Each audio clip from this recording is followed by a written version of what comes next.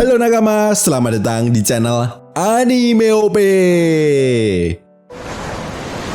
Yes, kelanjutan petualangan kelompok bajak laut topi jerami di Pulau Egghead menjadi salah satu momen yang sangat dinantikan oleh para fan One Piece. Ya, bagaimana tidak, setelah kekalahan Monkey D. Garp di chapter 1088 kemarin, akhirnya sang narator mengatakan jika insiden penyerangan di Pulau Egghead oleh Yonko Mugiwara Luffy akan diberitakan ke seluruh penjuru dunia One Piece.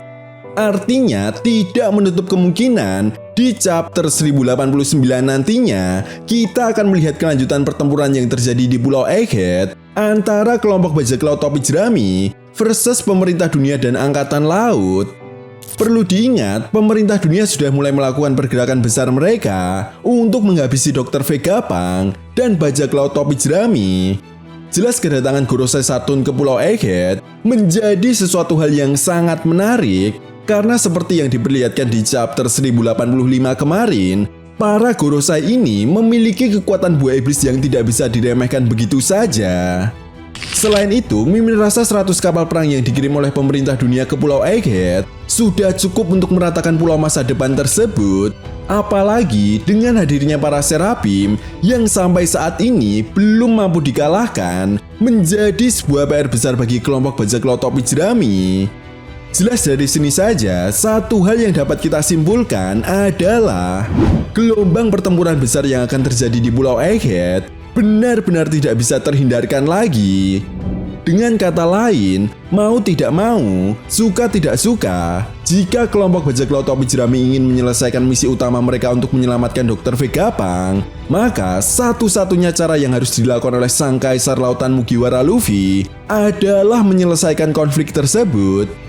Yap, ini baru pemerintah dunia dan angkatan laut saja yang harus dihadapi oleh kelompok bajak laut topi jerami. Belum lagi kedatangan kelompok bajak laut Kurohige ke Pulau Egghead menjadi sebuah ancaman yang sangat nyata bagi kelompok bajak laut topi jerami. Dan bukan hal yang tidak mungkin, beberapa kelompok bajak laut lainnya pun juga akan datang ke Pulau Egghead.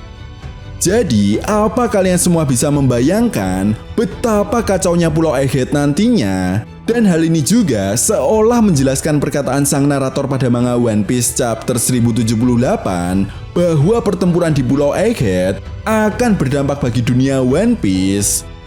Lalu sampai di sini akan seperti apa kelanjutan keseruan petualangan kelompok bajak laut topi jerami pada manga One Piece chapter 1089? Dan mampukah kelompok bajak laut topi jerami menghadapi Gorosei Saturn dan Admiral Kizaru? Well, tentunya ini sangat menarik untuk kita bahas bersama.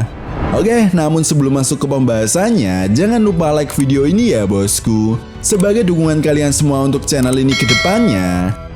Nah, jika sudah, terima kasih banyak dan mari kita mulai. Nah, tentunya kalian semua para fan One Piece sudah tahu betul kekuatan seorang admiral tidak bisa diremehkan, dan hal ini pun sudah dibuktikan jelas oleh mantan Admiral Aoki Zikuzan ketika dirinya berhadapan langsung dengan sang pahlawan angkatan laut Monkey D. Garp. Yang lebih gilanya lagi, meskipun Kuzan telah menerima serangan yang mematikan dari Garp, tetapi Kuzan masih bisa bangkit lagi dan melanjutkan pertarungannya tersebut.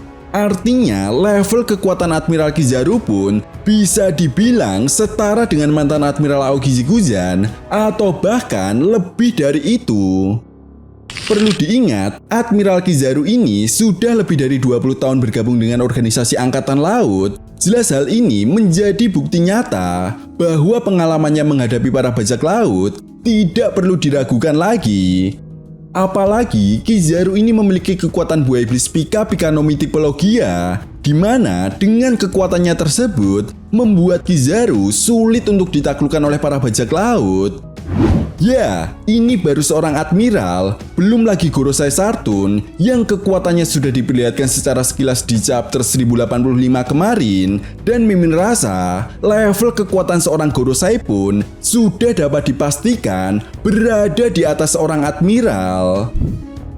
Selain itu, kemungkinan besar di chapter 1089 nantinya, kita juga akan diperlihatkan aksi dari 3 Serapim yang diperlihatkan di chapter 1086 kemarin, yaitu Serapim Gecko Moria, Crocodile, dan Doflamingo. tentu saja ketiga Serapim tersebut dibawa oleh pemerintah dunia ke Pulau Egghead sebagai tambahan kekuatan tempur. Perlu diingat, otoritas tertinggi akses para Serapim adalah Gorosei. Jadi, apa kalian semua bisa membayangkan ketika semua Serapim berhasil diakses oleh Gorosei, maka hal ini semakin merepotkan bagi kelompok bajak laut topi jerami untuk segera menyelesaikan misinya. Di sisi lain, tentu saja konflik yang terjadi di Pulau Egghead akan membuat sang Flight Admiral Sakazuki Akainu harus berpikir keras dan menentukan langkah apa yang akan dia ambil untuk membackup jika terjadi sesuatu hal yang tidak diinginkan oleh Gorosei ataupun Admiral Kizaru. Maka dari itu, bukan hal yang tidak mungkin jika Sakazuki Akainu akan memerintahkan Admiral Fujitora ataupun Admiral Green Bull untuk menyeret kelompok bajak laut topi jerami ke Impel Down. Nah, sampai di sini, meskipun kelompok bajak laut topi jerami sudah mendapatkan peningkatan kekuatan setelah mengalahkan Yonko Kaido dan Big Mom di negeri Wano, serta Sentomaru yang telah berhasil mengakses para pasifista untuk menahan gempuran para Serapim yang saat ini sedang diakses oleh Vega Pangyok, tetapi tetap saja, Luffy dan yang lainnya tidak bisa menganggap remeh musuh mereka kali ini. Dan bukan hal yang tidak mungkin, ini akan menjadi awal pertarungan Luffy versus Admiral Kizaru ataupun Gorosei Sartun. Nah, dari beberapa poin tersebut, Mimin rasa Kizaru yang telah mengetahui bahwa saat ini Luffy adalah seorang Yonko, pastinya juga tidak akan menganggap remeh Luffy, sama seperti halnya ketika di Sabaody dulu. Artinya, bukan hal yang tidak mungkin, Admiral Kizaru akan mengeluarkan kemampuan terbaiknya untuk melawan Luffy di Pulau Egghead kali ini. Dengan kata lain, Kizaru akan mengeluarkan kemampuan Awakening dari kekuatan buah iblisnya. Ya, meskipun kita belum pernah diperlihatkan seperti apa kekuatan Awakening dari buah iblis Pika Pika no Mi, namun yang jelas, jika kekuatan Awakening dari buah iblis yang dimiliki oleh Sakazuki Akainu dan Aoki Zikuzan saja bisa berefek dan mempengaruhi lingkungan di sekitar Pulau Panghazard sampai mengerikan seperti itu, maka sudah seharusnya Awakening buah iblis Pika Pika no Mi akan sedahsyat Awakening dari buah iblis Magu Magu no Mi dan juga Hihi no Mi. Nah, itu tadi merupakan pembahasan mengenai prediksi manga One Piece chapter 1089. Jadi, bagaimana menurut nakama semua? Jika kalian punya pendapat lain, silahkan berikan pendapat kalian di kolom komentar. Oke, sampai di sini dulu pembahasan kita kali ini, and see you next time.